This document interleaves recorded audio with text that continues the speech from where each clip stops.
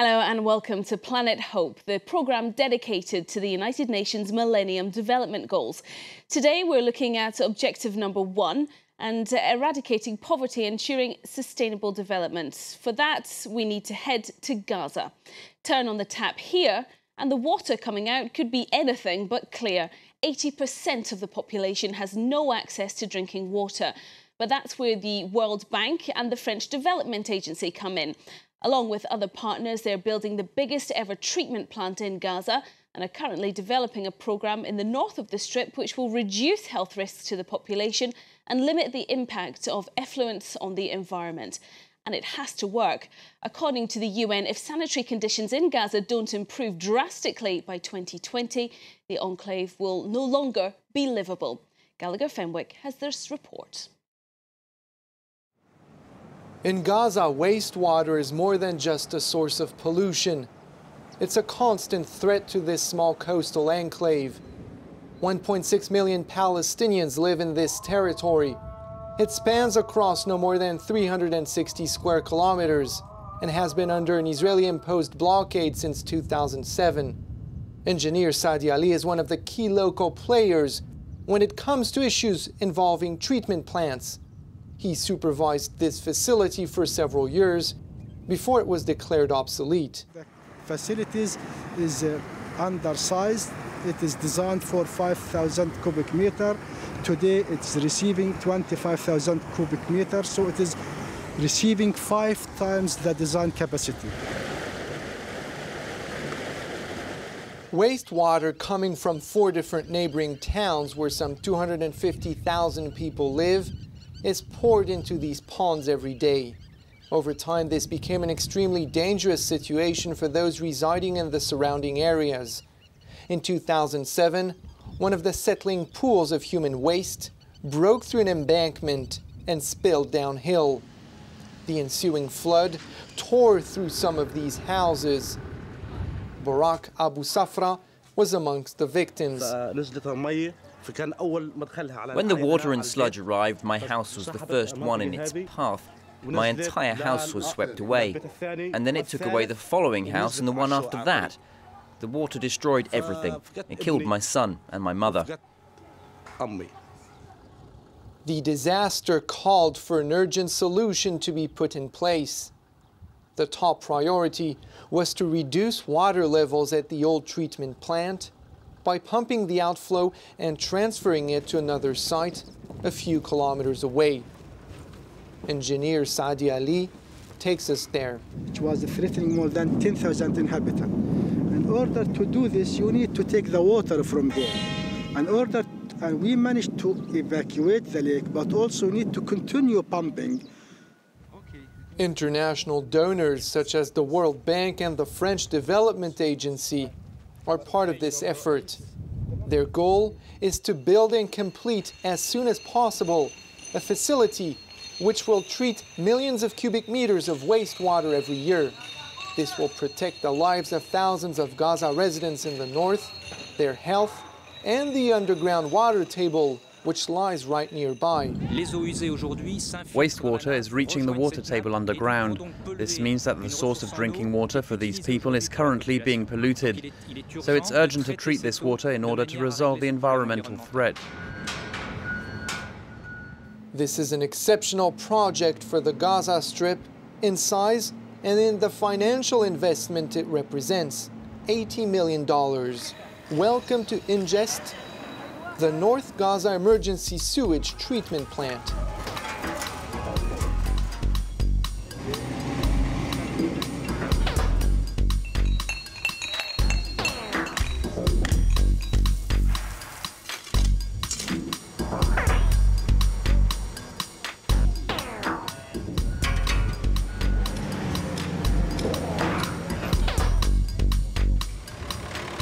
The project is a race against time in a unique setting.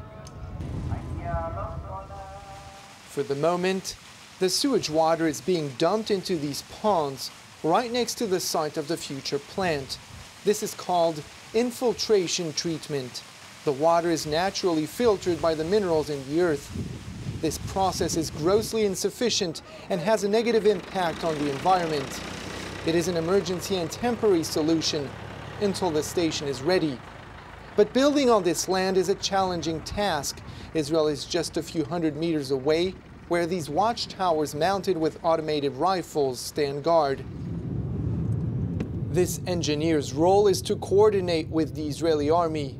He gets up early every day in order to request a permit from his point of contact on the other side. Without it, workers are not allowed on the site. I have to call him at before 7 o'clock today because the permission, the allowable to enter the site is from 7 o'clock in the morning up to 6 o'clock in the evening. However, when he arrives at the office, the news coming in from the other side is not good. أي منير إيش الوضع؟ ما تدخلوش نهائيا. لا مكاتب ولا موقع؟ ولا شيء ولا شيء. Oh, okay منير. Okay, he refused to enter the site because the situation is very hot. Okay. Now the procedure, I shall call the contractor to leave the site.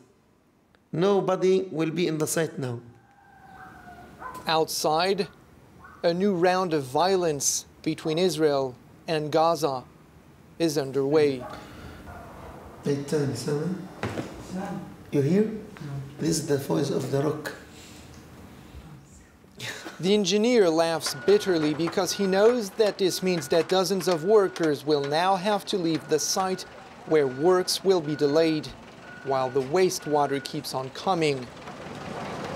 Several days later, the site opens again. There's no time to lose, and for many of the 150 laborers, this work represents a precious source of income. There is no other work in Gaza. This is the last real job around. Once it's done, I'll go home and have nothing else to do other than sleep. This is the biggest work site, and there's no money elsewhere. The technical manager for the local contractor tells us that getting raw materials into Gaza has not been his main problem. 2 years ago, he was able to purchase the 35,000 tons of gravel needed to complete the concrete structures.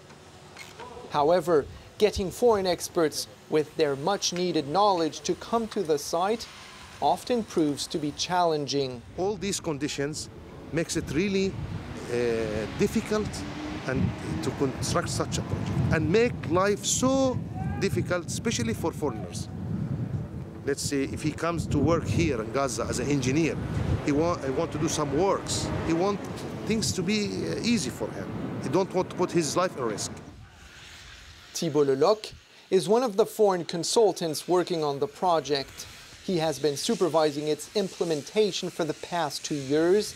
He takes us to the heart of the future treatment plant. Alors là, nous sommes au cœur des bassins d'aération. We are at the center of the basins, which are the most crucial part of an activated sludge treatment plant. This is where the wastewater will be mixed with water which contains bacteria. These bacteria break down solids. North Gaza's sewage water will soon be pouring into these huge basins. Propellers will mix the sludge with a potent formula of water and bacteria. Air will be injected into all that through these pipes in order to break up solids. In the end, water suitable for drinking and agriculture will be the result.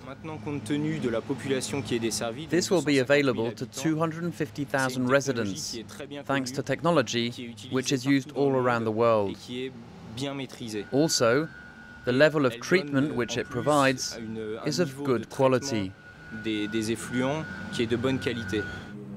Some of the international players involved in Ngest see it as an opportunity for Palestinians in Gaza to demonstrate their ability to successfully implement an ambitious project approved by Israel. The next step will be finding local co-workers to manage and operate the biggest treatment plant ever built in the Strip. We're finishing up the works on the site, then we'll do test runs. For this, we will need highly qualified technical supervisors with a lot of experience. They will need to be ready a year from now. I believe that we will find and train the right people for that. We will do on-site training for a year and they'll be ready in due time, God willing. Despite numerous delays, works are well underway and the site is expected to be fully operational by 2014. In the meantime, Gaza continues to discharge wherever it can millions of cubic meters of wastewater, often in the sea, which is the main source of income for fishermen who continue diving right next to sewage outlets in poor sanitary conditions. The United Nations recently issued a report warning that if Gaza's infrastructure does not improve rapidly, the coastal enclave will not be a place fit to live by 2020.